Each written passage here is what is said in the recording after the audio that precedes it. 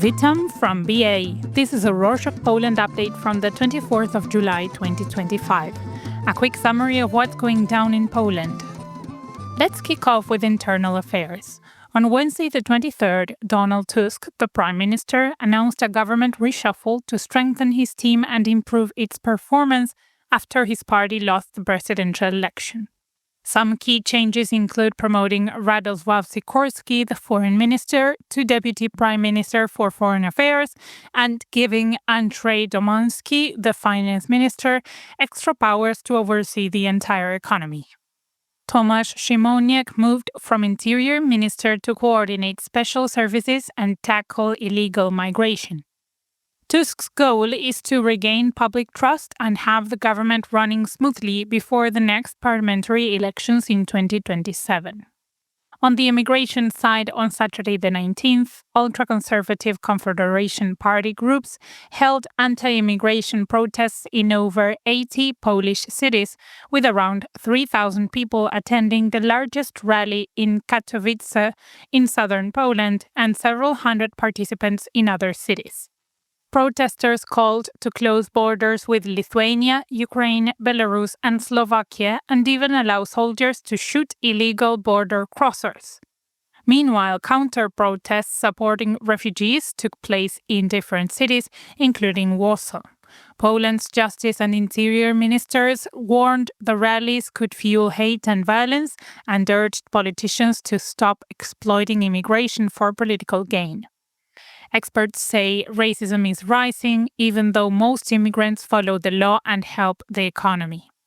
Following the protests on Monday the 21st, Poland's Roma community asked PM Tusk to say that hate and racism won't be tolerated and urged him to declare that the government will protect everyone from hate crimes.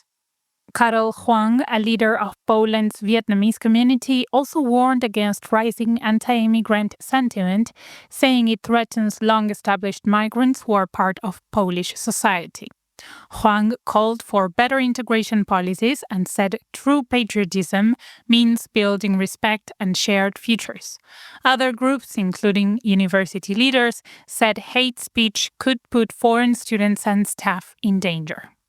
Adam Szłapka, the Polish government spokesman, criticized Saturday's protests, calling them a hate-driven political show. He said police will check videos and report anything illegal, and stressed that the borders and visa system are under control. Speaking of immigration, on Friday the 19th, interior ministers from Poland, Germany, Denmark, the Czech Republic, France, and Austria met at Zugspitze, Germany's highest mountain, to talk about the growing challenges of illegal migration and border control. Tomasz Szymoniak, Poland's interior minister, spoke about the temporary border checks Poland recently brought back with Germany and Lithuania, saying that Poland is serious about fighting illegal migration and that EU members should work together to stop it. He also talked about Poland's major investments in fences and surveillance along the Belarus border and thanked the EU for funding. On that note about security, on Thursday the 17th, Poland's Senate approved a plan to withdraw from the 1997 Ottawa Convention, which bans anti-personnel landmines because they often harm civilians not just during conflicts but long afterward. This move comes as Poland and its neighbors feel more threatened by Russia's war in Ukraine, especially since Russia has been using banned mines there. Polish officials say today's mines are smarter and can be turned off remotely to keep civilians safe. Poland also wants to restart domestic mine production and train people to clear them safely. Other countries like Finland and Lithuania also plan to leave the treaty due to the same security concerns. Also on Thursday, Poland officially confirmed it won't send its ambassador back to Hungary and put Jacek Sladewski, an experienced diplomat, in charge of the embassy. Poland called back Sebastian Kęczek, the former ambassador to Hungary, in December after Hungary gave asylum to Marcin Romanowski, a former Polish deputy justice minister facing corruption charges. This move is a step back in relations between the two countries. Hungary called it unfortunate but said they are still open to talks and hope things get better. In other news, on Wednesday the 23rd, Radosław Sikorski met with Marta Kos, the EU Commissioner, in Warsaw to talk about plans for a new media hub in the city, the war in Ukraine, and Moldova's progress toward joining the EU. Kos said that Russia spreads lies and that the EU plans to boost funding for independent media in non-democratic countries like Belarus, Ukraine, and Moldova starting in 2028. Poland also wants the EU to support a Warsaw-based media platform with an international team. In an update to a story from a previous show, on Monday the 21st, a few weeks after the government accepted the presidential election results as fair, Joanna Staniszkis, the former Warsaw city councillor from the Civic Coalition, and Krzysztof Kontek, a statistical analyst, submitted their complaint to the European Court of Human Rights over the handling of Poland's presidential election.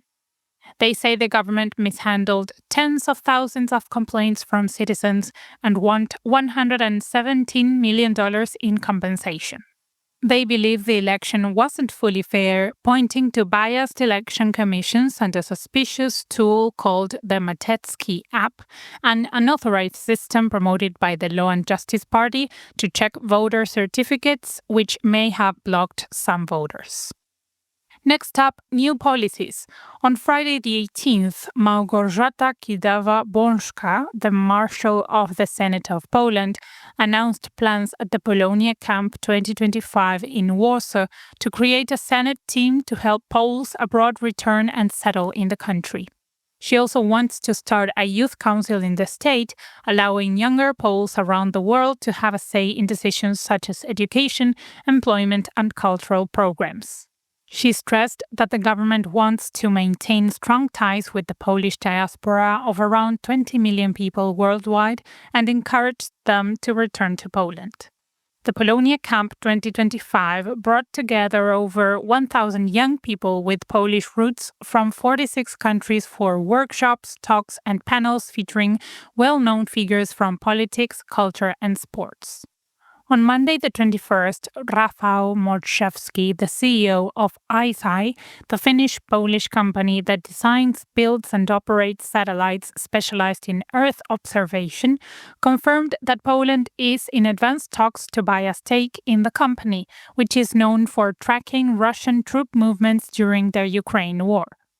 ICEYE was founded in 2014 and focused on radar imaging for Arctic shipping, but shifted to military applications after Russia invaded Ukraine in 2022. The company has raised $500 million from investors so far and is now valued at over $1 billion. Modrzewski said they plan to make way more satellites soon to keep up with growing demand as Europe boosts defense spending. On a sad note, on Sunday the 20th, Dr. Paweł Rzeszowski, the chief sanitary inspector, confirmed that an elderly woman in Stargard, northwestern Poland, caught cholera, marking the first local case in 6 years. Cholera is a fast-spreading bacterial infection that causes severe diarrhea and dehydration. Rzeszowski said neither the woman nor anyone around her had left the country, which is unusual since cholera cases in Poland usually come from people returning from abroad. Doctors quarantined her along with over 20 more people she had been in contact with.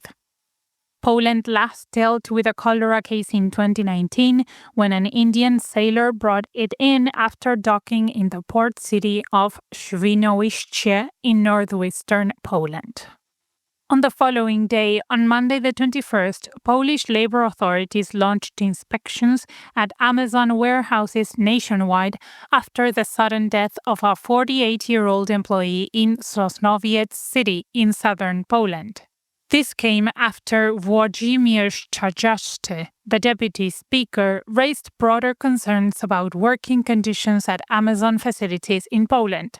Warehouse workers have long complained about exhausting shifts, saying they walk up to 30 kilometers, 18 miles, a day, picking, packing, and moving goods.